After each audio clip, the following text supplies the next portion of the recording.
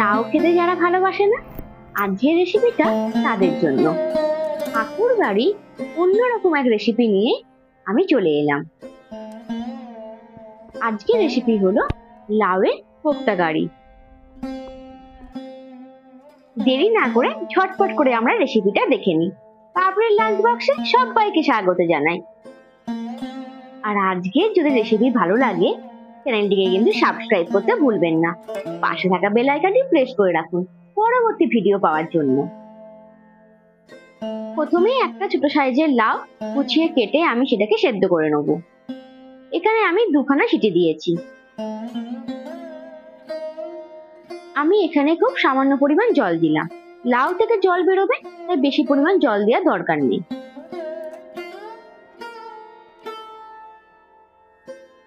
এদিকে লাউটা সেদ্ধ হোক, আমি আর একদিকে একটা পেস্ট তৈরি করে নিই। লাউয়ের কোপ্তা কারি বানানোর জন্য আমাকে একটা গ্রেভি তৈরি করতে হবে। তার জন্য আমি একটা মিডিয়াম সাইজের টমেটো নিয়েছি, একটা মিডিয়াম সাইজের পেঁয়াজ, 3 থেকে 4 কোয়া রসুন আর 10 গ্রামের মতো আদার টুকরো। এই সমস্ত জিনিসগুলো দিয়ে আমি একটা পেস্ট তৈরি করে নেবো। 1 থেকে 2টো কাঁচা লঙ্কা আপনারা দিতে পারেন। ঝালটা আমি একটু কম খাই, তাই এখানে একটাই দিলাম। দেখুন, এদিকে মোটামুটি আমার লাউটাও কিন্তু সেদ্ধ হয়ে গেছে, অনেকটাই জল বেরিয়েছে। ভালোভাবে একটা বাটিতে বা চুবির মধ্যে নিয়ে জলটাকে ঝরিয়ে নিতে হবে, যাতে এতটুকু জল না থাকে। আমি ভালোভাবে ঝরিয়ে নিয়েছি। এরপর একটা পাত্রে আমি লাউ রেখে দিলাম। বেশ গরম, একটু ঠান্ডা হলে আপনারা এই লাউয়ের কোপ্তা কারির জন্য কোপ্তাটা তৈরি করে নেবেন। একটু ঠান্ডা হওয়াতে এই সময় আমি দিলাম 4 থেকে 5 চামচের মতো বেসন। এক্ষেত্রে আমি কিন্তু বেসনটা একটু হালকা করে ভেজে নিয়েছি, তারপর দিচ্ছি। আর কিছু গুঁড়ো মশলা দিলাম, যেমন লঙ্কা গুঁড়ো, ধনে গুঁড়ো, জিরে গুঁড়ো, হলুদ গুঁড়ো, একটু কালো জিরে আর 2 থেকে 3খানা কাঁচা লঙ্কা কুচিয়ে দিয়ে দিলাম। তার সাথে দিলাম 1/2 খানা পেঁয়াজ কুচি, একটু অল্প পরিমাণেই আমি দিলাম। আপনারা চাইলে পেঁয়াজ কুচি নাও দিতে পারেন।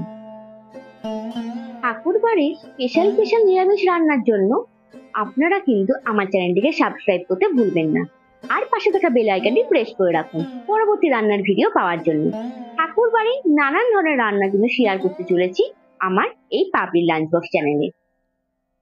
সামান্য পরিমাণ নুন ও সামান্য পরিমাণ চিনি টেস্টের জন্য দিয়ে দিয়েছিলাম। এরপর ভালোভাবে আমি এটা একটা মেখে নেব। যদি একটু পাতলা পাতলা লাগে আর একটু বেসন বা ময়দা আপনারা দিয়ে দিতে পারেন। আমি এখানে 2 চামচের মতো ময়দা দিলাম। খুব যে একদম আটা হবে তা না, এই টাইপের হবে, কোনো অসুবিধা নেই। এরপর একটা কড়াই বসিয়ে নিলাম, বেশ খানিকটা সাদা তেল দিয়ে দিচ্ছি।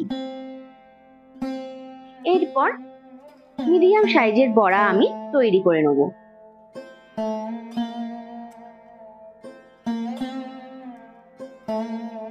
সত্যি বলতে গেলে ঠাকুর বাড়ির নিরামিষ রান্না জুড়ে মেলা ভার।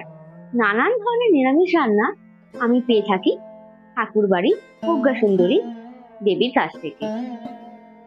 ওনার বইটাও আমার কেনা আছে, তাই একে একে করে ওনার সমস্ত রান্নাগুলো শেয়ার করতে চলেছি আপনাদের সাথে। এর পরের ভিডিওয়ে আমি দেখাবো লাউয়ের ডাল, তাও ঠাকুর বাড়ির স্টাইলে। দেখতে ভুলবেন না কিন্তু। ব্যাস, মিডিয়াম ফ্লেমে দিয়ে হালকা হালকা করে আমি বড়াগুলো এপিট ওপিট করে ভেজে নিচ্ছি।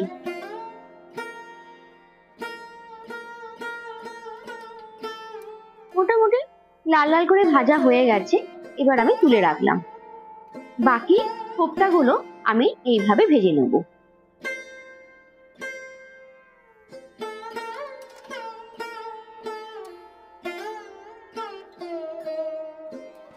আজকে ভিডিও ভালো লাগলে কিন্তু আপনারা সাবস্ক্রাইব করতে ভুলবেন না।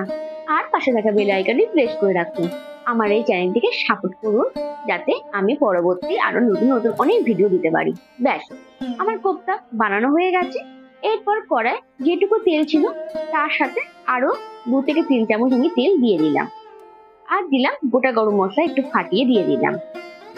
আর যে 1/2 খানা পেঁয়াজ আমি কোপ্তায় দিয়েছিলাম, 1/2 খানা পেঁয়াজ আমি এখানে দিয়ে দিলাম।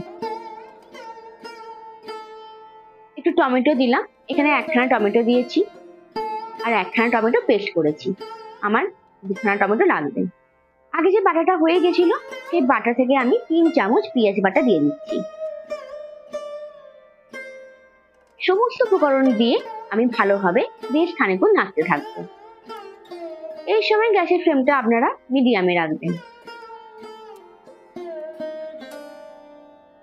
সামান্য পরিমাণ হলুদ গুঁড়ো, সামান্য পরিমাণ ধনে গুঁড়ো, এখানে আমি ছোট চামচের 1 চামচ ব্যবহার করেছি, আর ছোট চামচের 1 চামচ জিরে গুঁড়ো।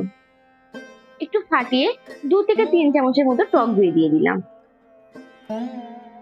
ফ্রিজের টক দই থাকলে আপনারা আগে থেকে বার করে রাখবেন, নালে কেটে যাওয়ার সম্ভাবনা থাকে। খুব সামান্য পরিমাণ নুন দিলাম, আর দিলাম কাশ্মীরি লাল লঙ্কা গুঁড়ো। ঠাকুরবাড়ি বইয়ে কিন্তু কাশ্মীরি লাল লঙ্কা গুঁড়ো নেই, আপনারা চাইলে স্কিপ করতে পারেন। আর তার জায়গায় একটু কাঁচা লঙ্কা কি শুকনো লঙ্কা বেটে দিতে পারেন, যেটা বইয়ে আছে। স্বাদের জন্য আমি 1/2 চামচের মতো চিনি দিলাম। মশলা ভালো করে কষানো হয়ে গেছে, তেলও বেরিয়ে গেছে। এরপর আমি 1/2 কাপের মতো গরম জল দিয়ে দিলাম। যে কোনো রান্নার সময় একটু গরম জলে ব্যবহার করবেন, খাবারের টেস্টটা একদম ঠিকঠাক থাকে। ঠান্ডা জল ব্যবহার করলে অনেক সময় টেস্ট নষ্ট হয়ে যেতে পারে।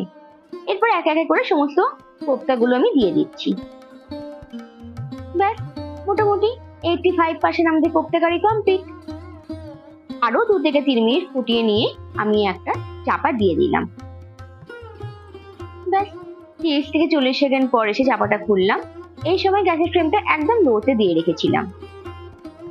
নামাবার আগে আমি একটু গরম মশলা গুঁড়ো উপর থেকে দিয়ে দিলাম। এটা ঘরে তৈরি গরম মশলা, আপনারা চাইলে বাজার থেকে কেনা গরম মশলাও দিতে পারেন। 30 সেকেন্ড ফুটিয়ে নিয়ে আমি গ্যাসের ফ্লেমটা অফ করে দিলাম। আজকে রান্না এখানেই শেষ হলো। অসাধারণ লেগেছিল আজকের এই কোপ্তা কারি। ভাত দিয়ে তো আমি অনেকটা খেয়েছি। আপনারা রুটি বা ভাত যার সাথে খুশি পরিবেশন করতে পারেন। ঠাকুর বাড়ির এই রান্না ভালো লাগলে আপনারা আমার চ্যানেলটিকে সাবস্ক্রাইব করুন, লাইক করুন, কমেন্ট করুন, পাশে থাকা বেল আইকনটি প্রেস করে রাখুন। আপনারা ভালো থাকুন, সুস্থ থাকুন, আর আমার পাশে থাকুন।